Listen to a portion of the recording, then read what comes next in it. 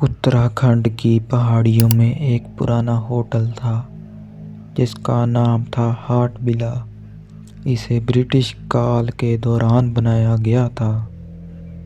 Hotel एकांत में घने देवदार के पेड़ों के बीच में था, जहां आने वाले हर यात्री ने एक ही बात कही थी कि होटल में अजीब घटनाएं होती हैं।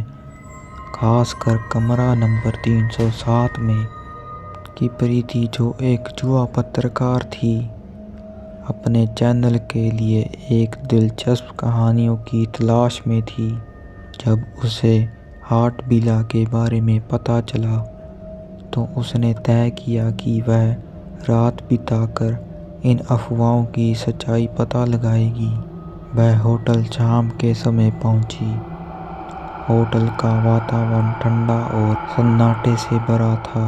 रिसेप्शन पर बैठा बुजुर्ग मैनेजर उसे देखकर थोड़ा असहज हुआ और मैनेजर ने पूछा कि मैडम, आप अकेली क्यों आई हो? और प्रीति ने बताया कि मुझे कमरा नंबर 307 चाहिए। ये सुनकर मैनेजर के चेहरे पर चिंता झलकने लगी और उसने कहा कि मैं आपको वह कमरा देने की सलाह नहीं दूंगा। वह कुछ सही नहीं है।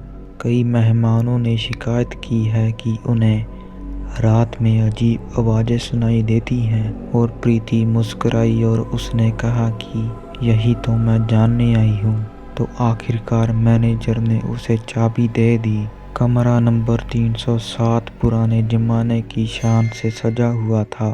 दीवारों पर धुंधले चित्र, बारी लकड़ी का बिस्तर और खिड़की से पहाड़ों का डरावना दृश्य। प्रीति ने अपना कैमरा सेट किया और रिकॉर्डिंग शुरू करने लगी।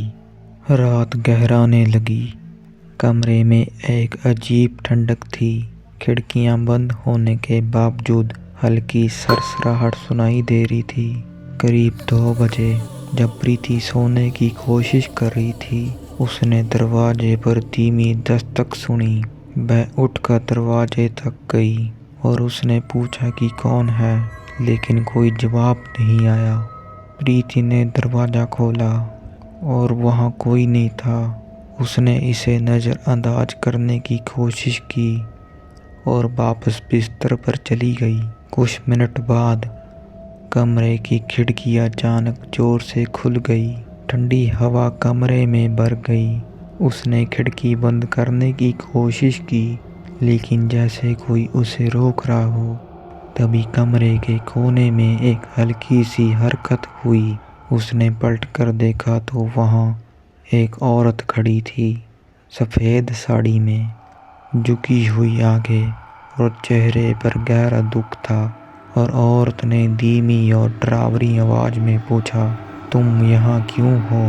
प्रीति का दिल जोर से धड़कने लगा और उसने हिम्मत जुटाकर पूछा कि तुम कौन हो? और फिर औरत ने अपनी कहानी बतानी शुरू की। उसने बताया कि मैं माधवी हूँ। इस होटल में कई साल पहले आई थी अपने पति के साथ, लेकिन उसने मुझे धोखा दिया। वह मुझे अकेला छोड़कर भाग गया। मैं उसका गम बर्दाश्त नहीं कर पाई और इसी कमरे में अपनी जान ले ली। और प्रीति ने देखा कि माधवी के चेहरे पर आंसू बह रहे थे। उस औरत ने और बताया कि अब मैं यहीं फंसी हूँ। हर रात मैं उसी दर्द को जीती हूँ।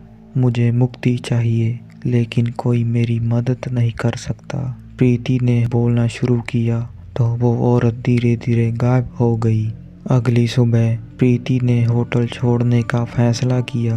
वह अपने साथ कैमरा और रिकॉर्डिंग ले ली। उसने अपने अनुभव को कभी किसी से साझा नहीं किया, क्योंकि उसे यकीन था कि कोई उस पर विश्वास नहीं करेगा। लेकिन हर बार जब वह उस घटना के बारे में सोचती है, उसे माधवी की पीड़ा और उसकी खाली आंखें याद आती हैं। हार्ट विला अब भी खड़ा है, पहाड़ियों के बीच छुपा हुआ, और कमरा 307 अब भी अपनी कहानियों का गवाह बना हुआ है।